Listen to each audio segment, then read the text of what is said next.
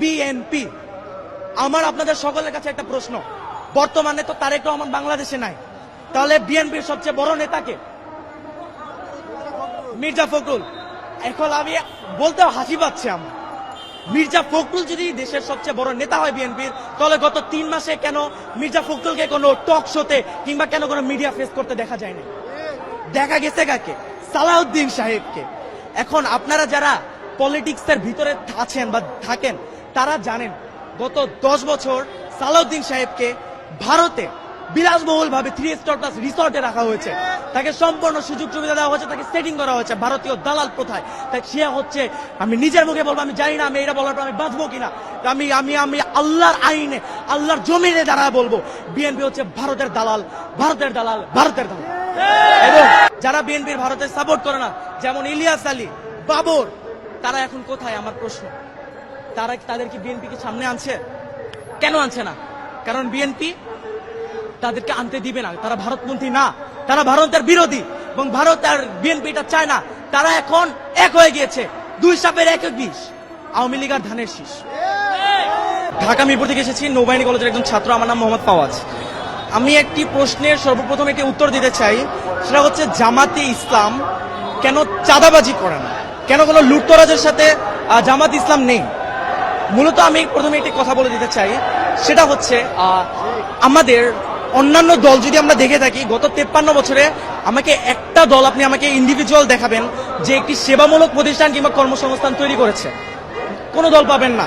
তাদের আইডিওলজি হচ্ছে নেতার পিছনে নেতাকর্মী ঘুরবে, জয় বাংলা নাইলে জয় বাংলাদেশ জিন্দাবাদ স্লোগান দিবে আর নেতার নাম নিবে, এটা হচ্ছে তাদের আইডিওলজি। জামাতের আইডিওলজি এটা নয়। তাদের আইডিওলজি কিভাবে একটি নতুন প্রতিষ্ঠান তৈরি করা যায়। আপনি যদি গত 53 বছরে খেয়াল করেন, অসংখ্য জামাতের হাসপাতাল, অসংখ্য ব্যাংকিং সেক্টর তৈরি করা হয়েছে, যার কারণে জামাতে ইসলামের যে নেতাকর্মীরা রয়েছে পড়াশোনা শেষে তারা যদি চাকরিও না পেয়ে থাকে তাদেরকে ওইখানে নিয়োগ দেওয়া হয়, এবং যার কারণে তাদের চাঁদাবাজি কিংবা এইসব কাজে লিপ্ত হতে হয় না। তারা একটি অর্থনৈতিক ভালো একটি কাজের মাধ্যমে তাদের জীবন বাহন করতে পারে। এবং জামাতের আদর্শ এবং অন্য একটি দলের আদর্শে ভিন্ন কোথায়? আমি একটি কথা বলতে চাই, অন্য একটি দলে আপনি সেন্ট্রাল থেকে টাকা পাবেন, টাকা যদি না পান আপনি চাঁদাবাজিতে লিপ্ত হবেন। আপনি বিএনপি বলুন, আওয়ামী লীগ বলুন, ছাত্র দল বলুন, ছাত্রলীগ বলুন, সবাই একই ক্যাটাগরি। আপনি ছাত্র শিবির বলুন যদি, বা জামাত ইসলাম বলুন, এদের অর্থ উৎস কিন্তু এইটা নয়।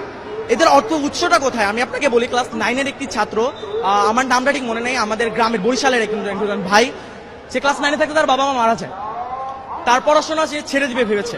তখন জামাত যে সংগঠন তার সাথে কথা বলে যে তার সম্পূর্ণ ব্যবস্থা তারা গ্রহণ করে, তাকে সম্পূর্ণ শিক্ষিত করে, তাকে দেশের বাইরে পাঠায় পড়তে, এবং তাকে ডক্টর বানিয়ে বাংলাদেশে ফেরত আনে। এখন আমার প্রশ্ন, একজন বিবেকবান মানুষ জীবনেও কি তাকে যেই দলটা, যে সংগঠনটা এত উচ্চ একটা পর্যায়ে নিয়ে গিয়েছে, তাকে জাতীয় রাষ্ট্রের সম্পদ বানিয়েছে, তাকে কি, তার কাছে কি কোনো সাহায্য চাওয়া লাগবে দলটা থেকে? সে তো একজন বিবেকবান মানুষ, সে নিজে থেকে তার অর্থের 50% দান করে দেবে এই দলের জন্য। এই একটা কারণে জামাতের কারো কাছে চেয়ে খেতে হয় না। আর জামাতের প্রত্যেকটা নেতাকর্মী যারা রয়েছে তাদের মাস শেষে একটি অ্যামাউন্ট উল্টা দিতে হয়, জামাতে অনুদান দিতে হয়, এবং সেই টাকা দিয়ে এই যে আমি যে বললাম প্রথমে, এই ছেলেটাকে পড়িয়েছে, এরকম অসংখ্য অসহায় এবং দরিদ্র ছেলেকে পড়ানো হয়, ছেলে মেয়েকে, এবং এই টাকা দিয়ে, এই আমাদের অনুদানের টাকা দিয়ে। কারণ আমার প্রশ্ন, যেই ছেলে বা মেয়েটা এত কষ্ট করে দলে টিকে থাকার জন্য টাকা দিতেছে, নিচে থেকে নিজের পকেট থেকে টাকা খরচ করতেছে, তাছাড়া মাস শেষে 2টা করে বই পড়তে হয়, বই পড়ে ওইটার পরীক্ষা ভাইভা দিতে হয়, 5 ওয়াক্ত নামাজ পড়তে হয়, নামাজে সে জামাতে কয় রাকাত পড়তেছে, কয় রাকাত জামাতে পাচ্ছে না, সব রিপোর্ট প্রদান করতে হয়। এত কষ্টের পরেও যে মানুষটাই দলে থাকবে, ওই মানুষটার কি নৈতিকতা নিয়ে কোনো প্রশ্নের আর কোনো দিক রয়েছে? ওই মানুষটা কি কোনো স্বার্থের জন্য দল করতেছে? ওই মানুষটার ভিতরে নৈতিকতা আছে বলেই মানুষটা দলটা করতেছে। এত কষ্ট পেরিয়েও এই দলের প্রতি সে তার ভালোবাসাটা রয়েছে। এখন আপনি আমাকে কোন দিক দেখাবেন? 71-এ যে আলবদর, তারপরে রাজাকার বলে, এই দিকটা দেখাবেন? আমি আপনাকে একটি কথা ব্যক্ত করতে চাই। হযরত উমর রাদিয়াল্লাহু তাআলা আনহু, তিনি যখন ছিলেন, তিনি কিন্তু মুসলিম ছিলেন না, তিনি কিন্তু ইসলাম ধর্ম গ্রহণ করেন নাই। পরবর্তীতে মহানবী সাল্লাল্লাহু আলাইহি ওয়াসাল্লাম আল্লাহ তাআলার কাছে নিচে চায় যে তৎকালীন আরবের যে কোনো বড় দুই নেতার একজনকে আল্লাহ আমার করে দাও, এবং মহানবী সাল্লাল্লাহু আলাইহি ওয়াসাল্লামের যে কোরআন, সে তিলাওয়াত শুনে সে কিন্তু মুসলিম হয়েছে। এখন কি আপনি তার পাস্টের সাথে তার প্রেজেন্ট তুলনা করবেন? আপনি এতই মূর্খ হয়ে গিয়েছেন, আপনি চেতনা ব্যবসা করবেন। আওয়ামী লীগ এক দল বলে গিয়েছে, তারা এখন কোথায়? তারা এখন ভারতে। এরপর আরেক দল যারা এখন বর্তমানে বলছে, তারা কোথায়? তার নেতা লন্ডনে। যেই দলটাকে বলে সেই দলটা কি পাকিস্তানে গিয়েছে? সেই দলটা যায়নি, সেই দলটা ফাঁসির মঞ্চে হাসি মুখে দাঁড়িয়ে গিয়েছে। আপনি যদি আরো বলেন, যে 71-এর কথাই আমি ধরি, যদি আসলেই জামাতে ইসলাম রাজাকার হয়ে থাকতো, কেন মুজিবের সময়, জিয়াউর রহমানের সময় এই জামাতের কোন নেতাকর্মীকে রাজাকার বলে শাস্তি দেওয়া হয়নি?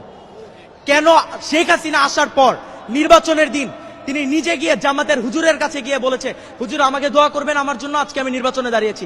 সে নিজে গিয়ে হুজুরের কাছ থেকে দোয়া নিয়ে আসছে। কেন নিয়ে আসছে? এবং 96-তে সে যখন জিতে যায়, জিতার পরে সে ওই ডিরেক্ট জামাতকে রাজাকার বলে ফেলে। কেন বলে? কারণ জামাত যে ইসলাম, জামাতে ইসলাম তাদের যে মত, সে মতের সাথে একতা প্রকাশ করেনি। কেন করবে? তারা তো ভারতপন্থী। ভারত আমাদের সাহায্য করেছে, কেন করেছে? ইন্দিরা গান্ধীকে যখন প্রশ্ন করা হয় সে একটি উত্তর দেয়, মাথার এক পাশে ফোড়া হলে আপনি অন্য পাশে ঘুরে ঘুমাতে পারবেন, যখন দুই পাশে ফোড়া হয় আপনি ঘুমাতে পারবেন না। এর মানে কি বুঝতে পারছেন?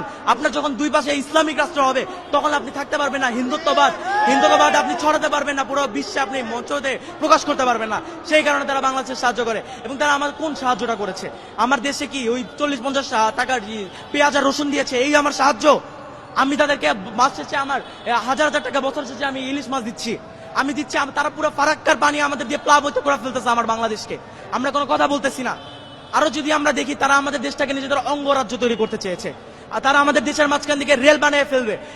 আমাদের ইতিহাস যা বলে, একটা রাষ্ট্র এরকম ভাবে যখন একটা দেশের মাঝখানে চলে আসে, ওই রাষ্ট্রের ওই ইন্ডিভিজুয়াল ওই জায়গাটা ওই রাষ্ট্রের আওতায় থাকে না, ওইটা যেই দেশের আওতায় চলে যায়, যেই দেশের বানায় ওই দেশের আওতায় চলে যায়। এবং তারা এই ভারতের দালাল ছিল।